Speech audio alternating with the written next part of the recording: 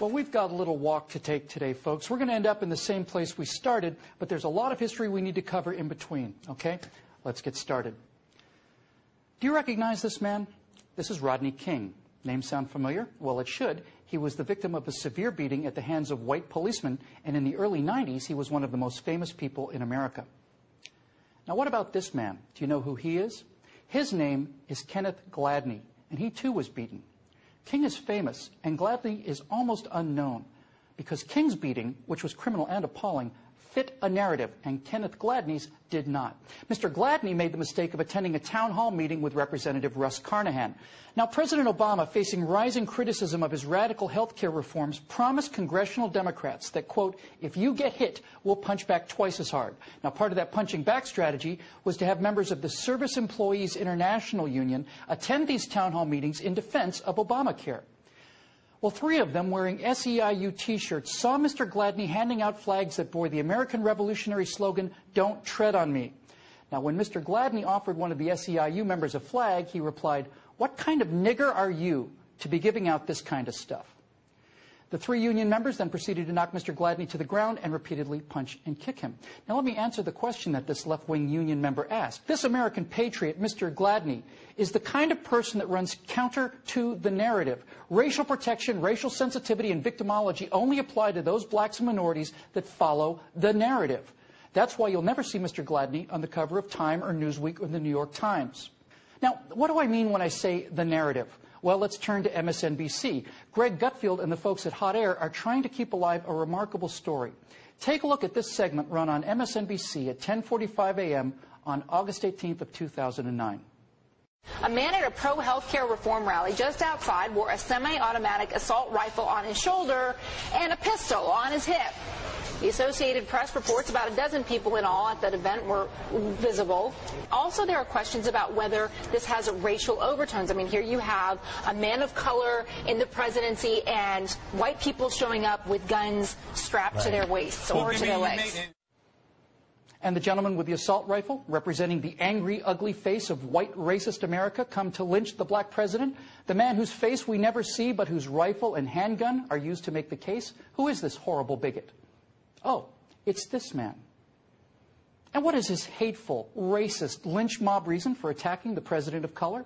I'm absolutely, totally against healthcare in this way, in this manner, stealing it from people. I don't think that's appropriate. So why was he edited out? Why, in fact, did MSNBC producers choose to cut away from his face and hands but keep his rifle and handgun to gin up stories of armed white mobs at town hall meetings ready to lynch a black president because of racial hatred? He was edited out because not only didn't he fit the narrative, he was edited out, and the American people were lied to by MSNBC because he ran counter to the narrative, just as that other American patriot, Kenneth Gladney, ran counter to the narrative. So what exactly is the narrative? Well, now we have to go for that long walk. These 2 men are not politically correct. Now, we've all heard that term, but what does it mean? Where did it come from? Most people think it started in the 90s or perhaps even the 60s. No. Its origins go back to World War I. Now, prior to the Great War, Karl Marx predicted that the workers of the world, united by class consciousness, would arise as one and overthrow national identities and bring about the paradise on earth of world communism. They considered this not theory, but science, accepted fact, and war would be the trigger. War came. The biggest, most appalling, most horrific war imaginable came. But communist revolution only came to agrarian, backwards Russia, which was practically a feudal country, and not to the modern, capitalist, industrialized nations like England and Germany and the United States, as communist science had assured the world that it would. Now, as the dust settled on the Great War, a group of Marxist philosophers decided to form an institute, a think tank, to analyze what had gone wrong. It was originally to be called the Institute for Marxism and would be similar to the Marx-Engels Institute in Moscow. But some worried that the Institute for Marxism might be a little bit too, actually a little bit too honest. So they decided instead to name it the Institute for Social Research. Based at Frankfurt University in Germany, the Institute for Social Research opened its doors on July 22, 1924, and over a short period of time, this Marxist brain trust became known simply as the Frankfurt School. The Frankfurt School's problem was very simple.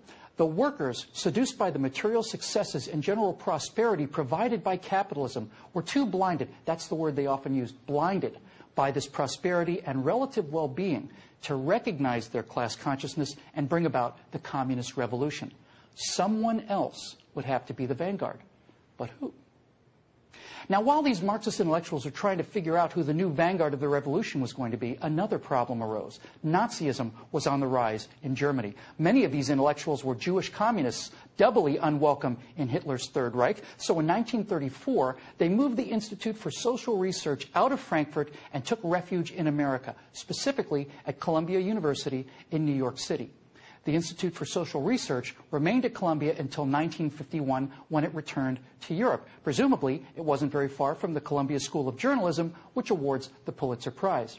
But it was while it was here in America that the Institute, still informally known as the Frankfurt School, did its most important work. The great insight gained by the Frankfurt School was to divorce Marxism from economics and marry Marxism to the culture. And the fruit of this fundamental change in strategy is known as critical theory. Now, the theory of critical theory is simply to criticize. I know it sounds silly when you put it so plainly, but really, that's all there is to it. You see, the Frankfurt School found their new vanguard for the revolution against Western civilization, and it was going to be the dispossessed. The beauty, the genius of critical theory was twofold. First, each area of critical theory could appear to be unique and self-contained. For example, feminism could attack Western culture from the perspective of its oppression against women, and that oppression must be unique to Western culture. No mention was made of what the ancient Chinese or the Aztecs or the Persians or anyone else, how they had treated women. Only the oppression of women in the West was on the table.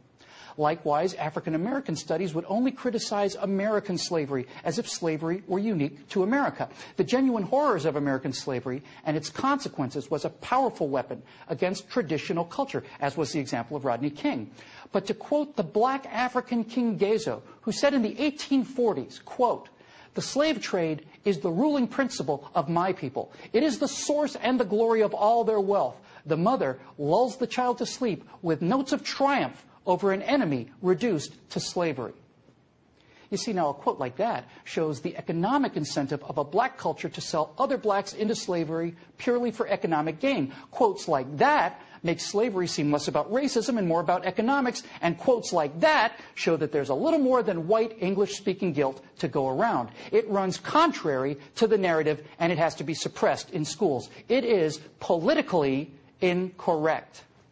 Preeminent psychologist and Frankfurt School co-founder Erich Fromm argued that there were no real sexual differences between men and women, and that the roles they played in traditional Western culture were simply that, roles assigned to them by the culture. So now gender studies could launch critical theory attacks and claim that all of the oppression of homosexuals or women throughout history were due merely to Western culture and the corrupt patriarchy of dead white men.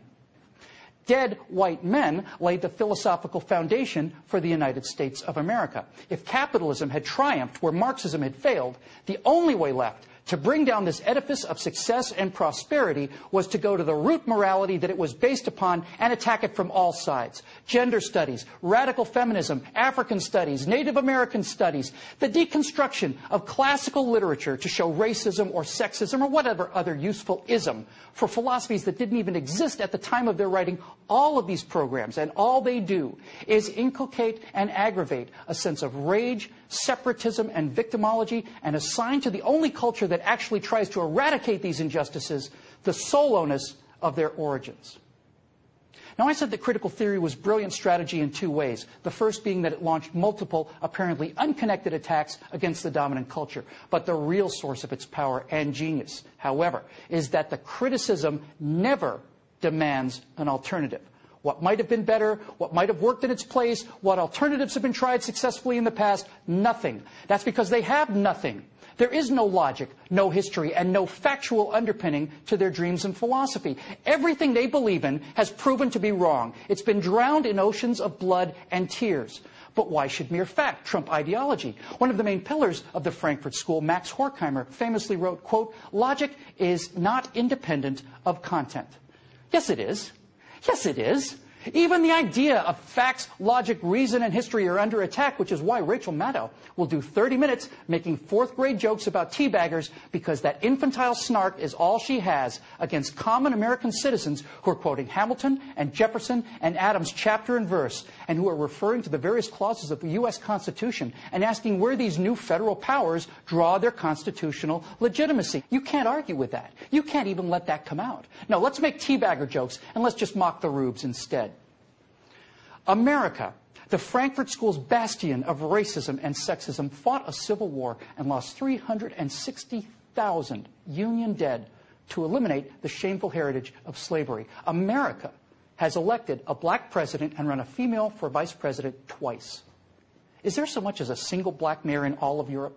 Are there even any black people living at all in China? None of that matters. It's off the narrative, in the same way that Kenneth Gladney is off the narrative being that President Obama's radical socialization of American healthcare, and in fact the entire economy, is opposed only by a small group of rural, white, ignorant, paid, gun-toting lunatics driven by a racial hatred for a black president. That's the narrative, and it will be maintained, even if it means MSNBC producers and executives have to work throughout the night or over the weekend, finding the footage they need to tell the story and excising those faces and hands that inconveniently get in the way. Now, I understand that Mr. Gladney is bringing a lawsuit. Good for him. If I was this unnamed patriot with the AR-15, I can't find his name because the media never deemed it worthy to report it, then I would sue MSNBC for defamation of character and for using me as a pawn to tell the exact opposite story I was there to tell myself. You know, there's a line in the movie Serenity that I often think of these days, and that line is, "You can't stop the signal." The truth will get out. The left has been telling these lies for almost 100 years now in order to resurrect a political philosophy that has killed no less than 100 million people and still will not die. Now, do I think that Contessa Brewer, Rachel Maddow, and the producers at MSNBC are part of a vast Frankfurt School conspiracy? Of course not. Contessa Brewer does not strike me as a person who was hired for her deep historical perspectives. But that's the power of the narrative, you see. It's now so deeply and widely embedded in the culture that it's simply what people believe. And if there were any real journalists left in the world, we'd have heard more about the Frankfurt School. But the signal will get out, even if it's just through the efforts of a few of us sitting here in our basements writing in our pajamas.